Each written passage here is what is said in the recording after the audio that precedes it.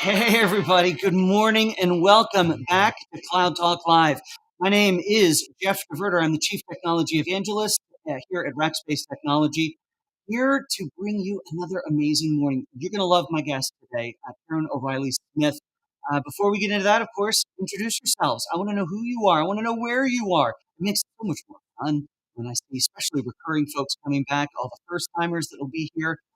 And if you want to get a hold of us over here at Cloud Talk Live, it's as easy as sending an email. That's right. We live in the 80s. It's email. Send me an email at solve@rackspace.com. We are working on a way for you to text us with a nifty little service that will hopefully come out soon. But in the meantime, I'd love to hear from you. Send me an email at solve@rackspace.com. It's always fun when I hear from you. Hey, look, people are already coming in. This is just great. I can't see your names because I got to push a button here. So, there we go. All right. So this morning we're going to do the usual stuff. We are going to head into what's new, news from the cloud. We're going to talk about what the clouds have released. And then also, hey, Michael, you're a regular now. I'm glad you're here. And then my guest, Karen O'Reilly Smith. You're going to love hearing from her. She is the Rackspace Chief Information Security Officer. And I couldn't be more excited to have her here with us today. Hang on, I got to get this window moved over. All right, this will make life a whole heck of a lot easier. All right, well, let's move on. And folks, if you are not already subscribed, I'd love for you to subscribe to the Cloud Talk podcast. The audio from all of these lives shows up there, as well as some great content. Hey, Sean, glad that you are here. And also, if you go over to rackspace.com/solve/98, that's right. This is episode 98, almost to our magical 100th episode. That happens next week. Tim is watching from a plane. Tim, where are you going? I don't even know Tim, but he's on a plane, and I think that's cool. So all of the things that you're going to hear today, you're going to be able to find over on that website, this rackspace.com/solve/98. And as always, folks, there's nothing for us to sell you there but information and goodwill. If you want to get sold to, just go to rackspace.com. I'm sure a pop-up will pop up asking you some nifty questions, but you're safe on the Solve website. That's right. As you know, we have a worldwide audience here, from Turkey to India to all around the US, London. We had folks in from some crazy places last week, but of course, we stand in unity with our good friends over in the Ukraine. Terrible what's going on there. And again, another pitch for the tool that we use to come to you live every week, and that is Restream.io, a Ukrainian-based company. Didn't know that until all this stuff popped up. So hope all is well, and I hope a speedy end to it. Now, as part of the terribleness that's going on, the Cybersecurity and Infrastructure Security Agency here in the U.S. has issued a Shields Up warning. Now, that Shields Up warning is an awareness moniker. Now, over on the website, cisa.org/shields up, you can find all the information of what to do to be prepared. So I'd encourage you all to go over. Hey, Natalie Silva's here. Natalie was our guest on Tuesday. Glad you're here. Now, if you break down their main sections inside of the Shields Up, it comes down to really quite simple stuff. How do you reduce the likelihood of a damaging cyber intrusion? How do you take steps to quickly detect any potential intrusion? Ensure that your organization is prepared to respond if an intrusion occurs. And then how do you maximize your organization's resiliency? So actually, guys, we are working on a panel of security experts that Karen O'Reilly Smith, Rackspace CISO, is going to be a part of on Monday, probably at 10:30. But watch your LinkedIns and Twitters for confirmation of that. We're bringing a cross-functional panel, security experts across many different industries as well as organizations who are going to come in and talk about this. So plan on that for Monday. Now we just have to pull it together.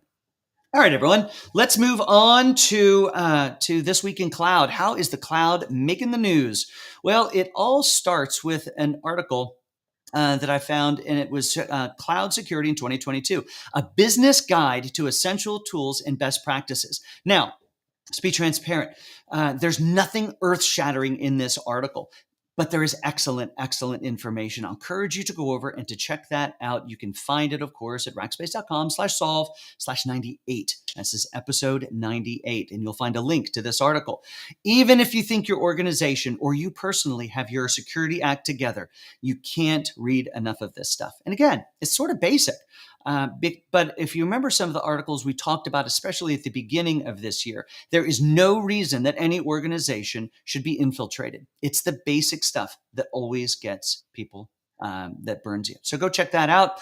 Also, lightning in a jar, friends. And that's what this new article from the New Tech Forum, actually, it's an InfoWorld article.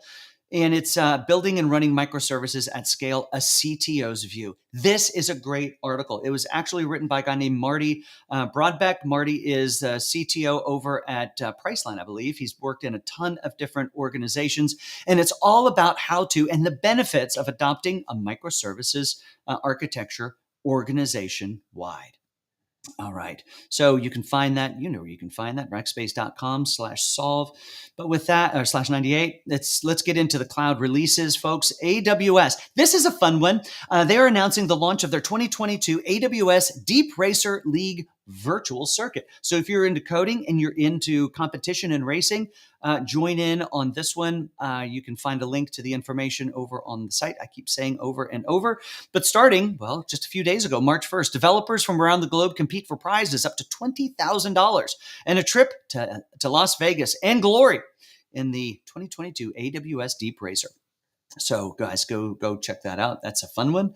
Not necessarily a release, but a new happening over at AWS.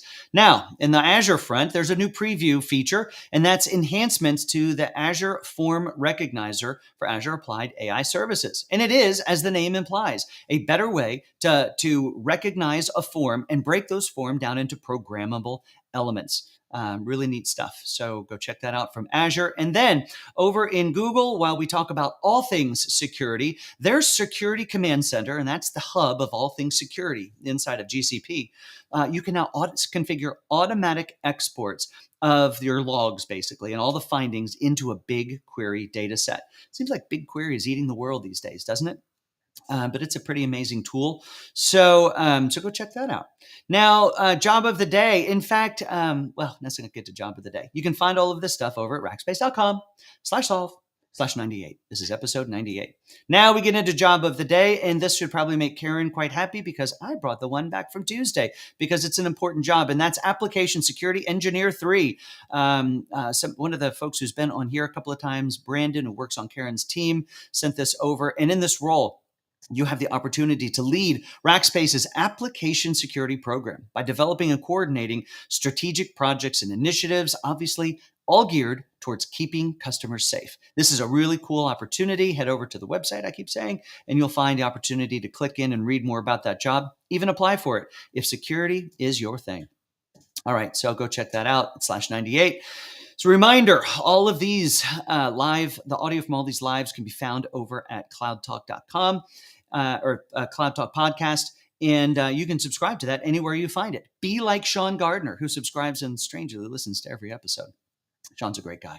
All right, guys, let's get into cloud discussion. I've kept talking about Karen O'Reilly Smith. She is a great technologist and security professional. She is Rackspace's Chief Information Security Officer. And in this month, where we are celebrating Women's History Month and have dedicated all of our Cloud Talk lives to women in tech, it is my great, great pleasure to get to bring up to stage Miss Karen. Karen, welcome to the program. I'm so glad you're here again. Well, thanks, Jeff. Pleasure to be here and talk with you again. Oh, this is so much fun. Hey, I'm going to turn something off here. I haven't been able to see all the chat. Let's look at where everybody's coming in from. Of course, we got Natalie Silva here again. Georgina Martinez is here, which is super fun. Tim Hennessy from the plane. That's right. Warm greetings from Mexico. Love that one. Hey, look, we have a new, somebody's going to be a new racker. Ashley, so glad that you are here. You start on the 14th from Charleston, South Carolina. Glad you'll be joining the team. Maybe you'll be on the program someday. Who knows?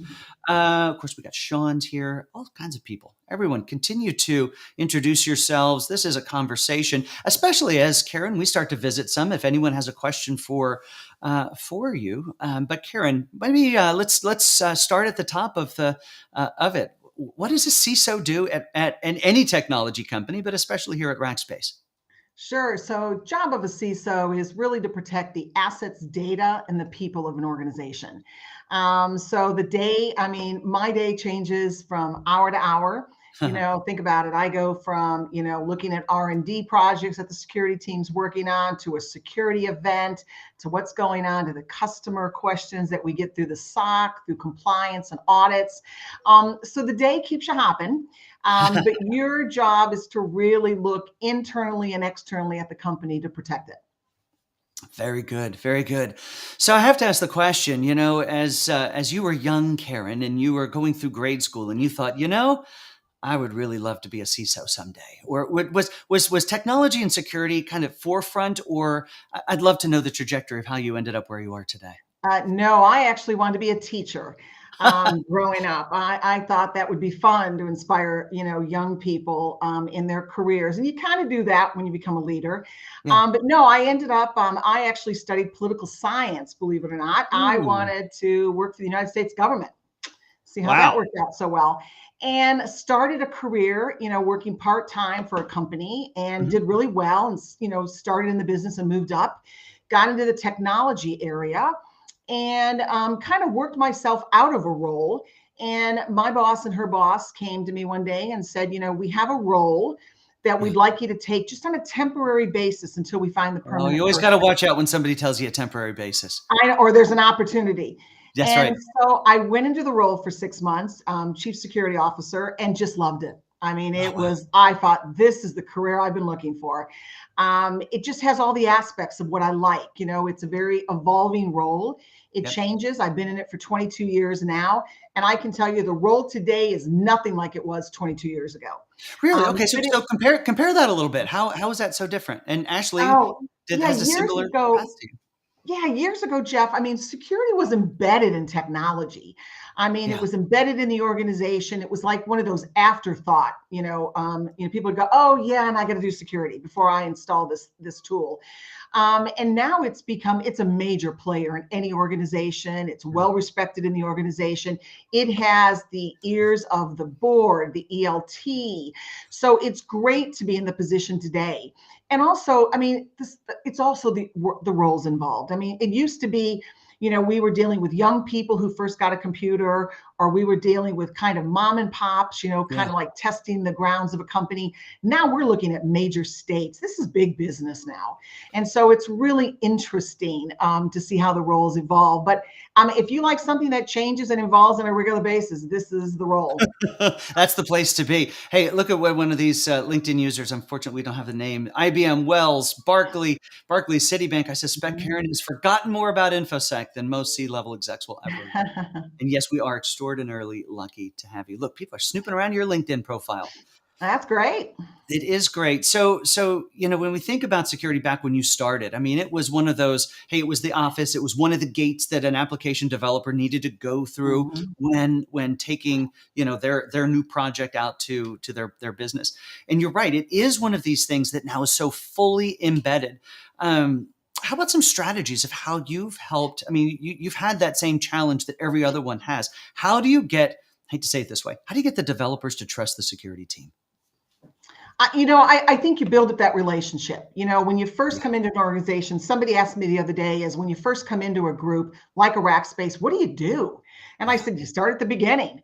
You take a look at the program that's in place today. And I took a look at the maturity.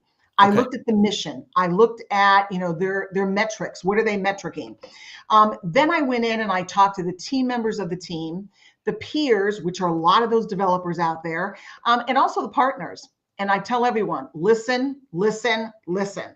And I know that's hard for someone like me that loves to talk, but you have to listen. You got to know where the program is in order to know where it's going.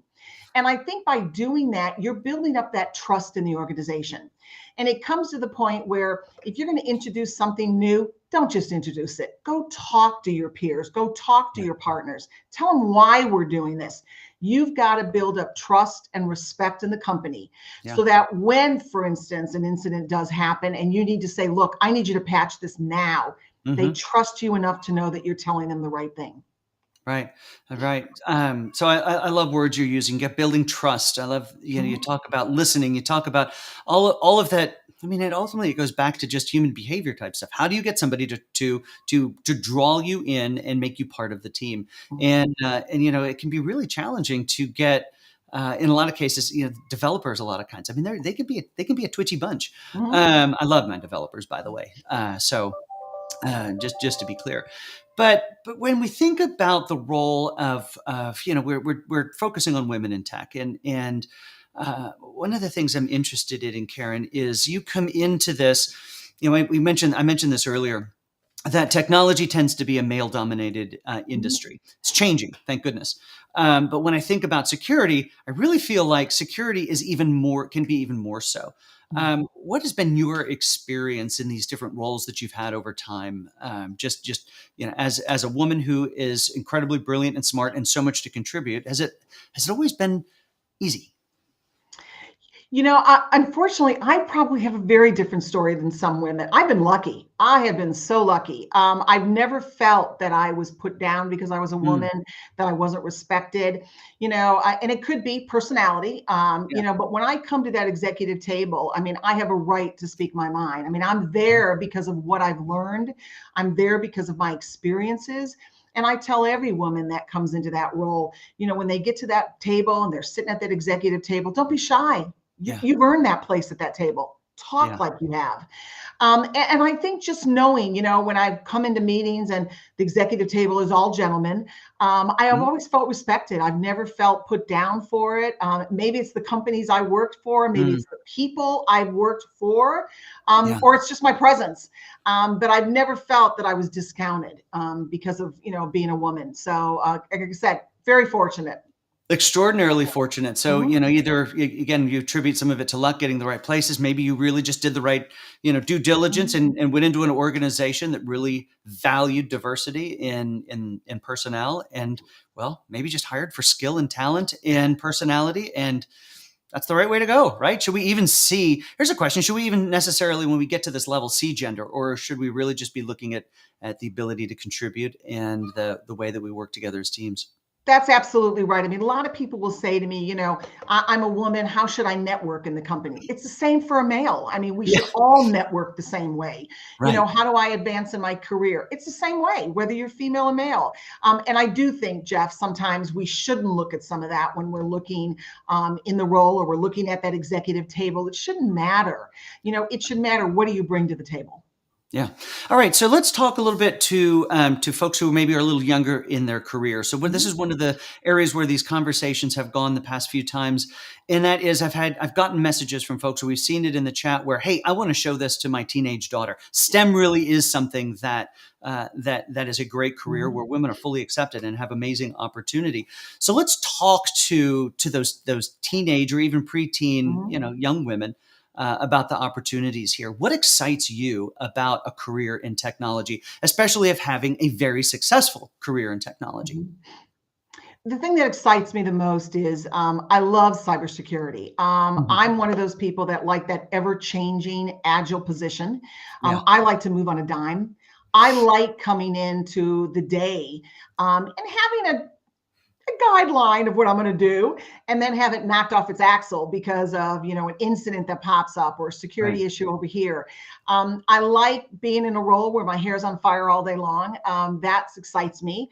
I mean, I've been doing this for 22 years, and I can tell you, Jeff, I have passion today on the role that I did 22 years ago. So when you find that passion, I tell my daughter, she's just starting off in her professional career now, and one of the things I tell her is, my mother gave me the advice when I was starting it. And I said, she always said to me, find a role that you love. If you Yeah. don't love it, leave and do something else. You have to do it for 8 to 10 hours a day. You better love what you do and You have better passion really for like, it. yeah. Yeah. I was doing some prep work for a podcast I recorded the other day with our new CTO. And he had just recently posted a link to the Steve Jobs 2005 Stanford commencement address that he gave. Mhm, And I had never listened to it, but I know it's legend. So I listened, and I was half mhm, listening, transparency. But then I kept drawing back in, and now I'm taking notes through everything. That was absolutely one of the things that he called out. And he says, if you don't love and aren't passionate about what you do, mhm, then you really need to find something that you are. And he says, if you were to wake up every morning and think to yourself and think, this is the last day I'm going to be alive. Am I excited about doing what I'm going to do as that last mhm. day? And so if that answer is no, too many days in a row, it might be time for a change. Hey, there's an interesting question from Laura. Let's take a look at that. It says, Karen, what has been your main challenge that you've faced in your career? I think one of the main challenges, and I'll go back to the advice I was given by my mom. And one of the things she always told me when I was climbing the ladder, I was very fortunate to have her for so long in my life. And one of the things she told me, because everyone's aggressive in their career, you get in your role, you know what you want to do, and you want that corner office. Yeah. And my mom always said, remember, enjoy the journey along Mm, the way. And she's right. And I tell a lot of young people about that. And I think the challenge is to get you to slow down a little bit.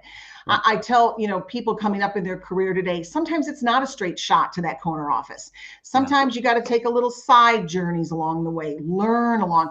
But if you're aggressive and you're assertive and you want to get that corner office, I think the challenge is to slow down, really enjoy, take the opportunities to learn. Maybe your career is one thing, but there's some other opportunities along the way that you get the opportunity to learn. Take those opportunities. You're going to Hmm. find, it's either creative, opportunity somebody gives you, or somebody wants to put you on a special project, or you think, boy, here I am, computer, and I really probably should learn some finance. Take that opportunity to go sideways for a while. Trust me, the corner office is still going to be there when you get there. It's But I not going think the anywhere, and you'd be much challenge, more prepared once you're in that seat. exactly, I think the challenge is just to slow down and enjoy the journey. Oh, it's such great advice, and that's advice. That's a hard pill for me to swallow. I'm one of these guys who's like, focus, go, do Mhm. the thing. But I was talking to some folks the other day, and we were talking about, in a sense, this very thing. And when you think back on the journey, if I were to say, tell me what was going on in 2012 with you, and my guess is, a company name is probably going to be there first, but the next thing that's going to pop to mind, and you can correct me if I'm wrong, are the people that you Mhm. were doing that with, because that's where that journey is. Granted, we learn and we get smarter, but it's those personal relationships that Mhm. really mark those periods in our life. Absolutely, it is. I mean, I remember all the teams that I, led, I've been a part of, and it's the people. I mean, and that's one thing. Even when I've changed positions from one company to another, I went after the next challenge or the next, opportunity for myself and my career. But it's leaving the people and the teams. That's kind of the hardest. And so I tell people, when people say, well, "How do I build a network?" That's where you start. Start Yeah. on your teams. So if you do move forward or you do take another role in the company, still connect with those people that you worked with, because it's important to keep that network going. It really is, and it's what makes the day, the job, the Mhm. life. Because again, we're spending more time in our jobs than we are necessarily at home in a lot of cases. It's Mhm. what gives it. I don't want to call it value, but it's what gives it color. It's what gives it depth. Mhm. I mean, there are people. I've been running around Rackspace since 2008, and there are still some folks who I worked with back in those early years that are still here at Rackspace. And there's some funny moments, there's embarrassing moments, and when I see those folks in the halls, we'll still go, remember the Apple incident? It was just, yeah, it's what creates such great value. So I love the advice to slow down and to enjoy Mhm. the ride. Mhm. That's awesome. So Karen, as we now let's change the topic to maybe a little bit more security focused. So let's talk about what's happening and the increased cyber activity that's happening because of what's happening in Ukraine. What are some of the things that you're seeing or advice that you have for individuals as well as organizations? Yeah, I think it goes back to you, and you talked about the new, regulation that came out from Homeland Security, and basically it's cyber hygiene. Hmm. It's something that we should always be doing. It's making sure we have MFA. It's making sure we're patching on a regular basis. But I think special focus needs to be if you're in the financial institutions. Special focus should be put there, a little bit more strength there right now. Yeah. Even if infrastructure companies, so oil companies, electrical companies, definitely be more aware. But even technology companies like Rackspace, I mean, we have a lot of customers that are in those lines of business. So it's partnering with them, it's reaching out to them, it's communicating with them to say, look, Rackspace has got your back on this. Yeah. That's what we need to do more of. And I think it's reaching across industries, and sharing that information with one another. That's really where we get those economies of scale. It's where we learn from each other, and that's what we're trying to do at Rackspace right now. Well, one of the things I really like about the CISA advice and in the Shields Up stuff, and we'll talk about this more on Monday, 10:30 Central Time, is is not just, hey, go and patch and go and build the wall and hey, make sure things are secure, but also with the eyes wide open of, sometimes you just miss some stuff. So, Mhm. what is the remediation plan? What is the recovery plan? Having not just a piece of paper or a Word document that has it all listed, but is tested. I mean, we talk about that a lot. How do you run these sorts of situations? In fact, we did a whole episode on that whole, how do we do tabletop exercises? Mhm. And that's a great way to test your plan. Maybe you can talk briefly about those tabletop exercises.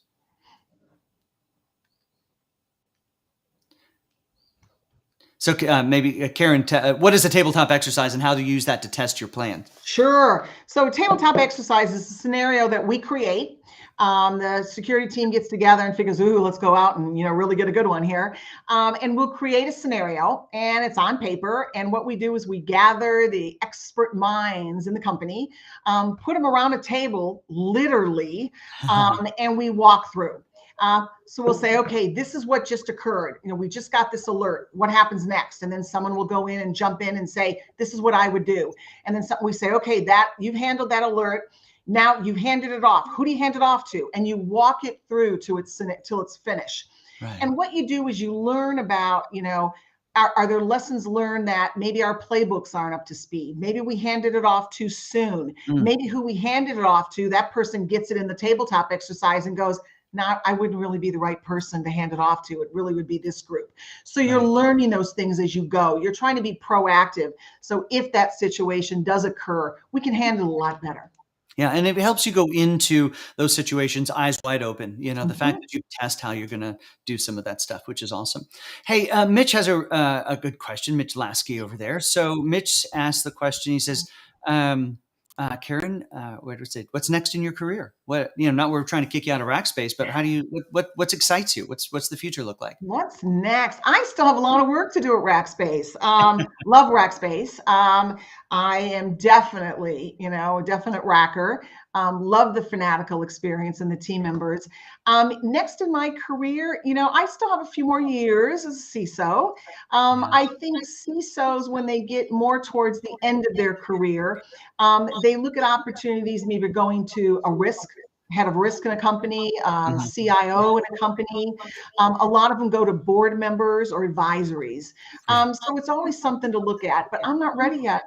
Well, we're Thank not ready you, for you to go but anywhere. So. I'm not ready to, look for that next position. I'm loving what I'm doing. Mhm. Well, folks, you know that as part of Cloud Talk, this is a thought leadership program we have here at Rackspace, and the intent is to not sell you anything, but great information that is 100% free, except for one thing that I do like to sell, and that is the opportunity to come and work with us. We are always looking for great, passionate people. Guys, Karen O'Reilly Smith, she is the CISO of Rackspace. She is one of the most personable people you could walk up to and have a conversation with, and so this is and she's a great example of what all of the leadership is like here at Rackspace. Mhm. So if you want an opportunity, there's a job open on the security team. We talked about it earlier. Just head over to rackspace.com/solve/88. No, 98.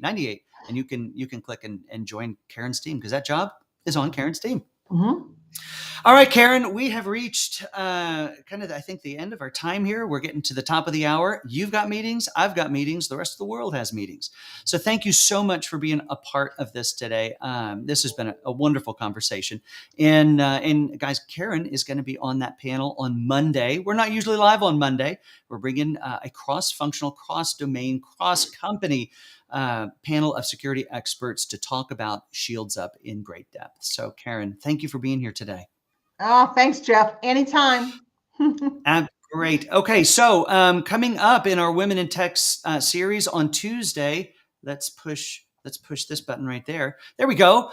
We have the wonderful Michelle Peterson, who is a vice president here at Rackspace and chief of staff to the CEO, and she's going to share with us as well. On Tuesday, that's at 8:30 Central Time.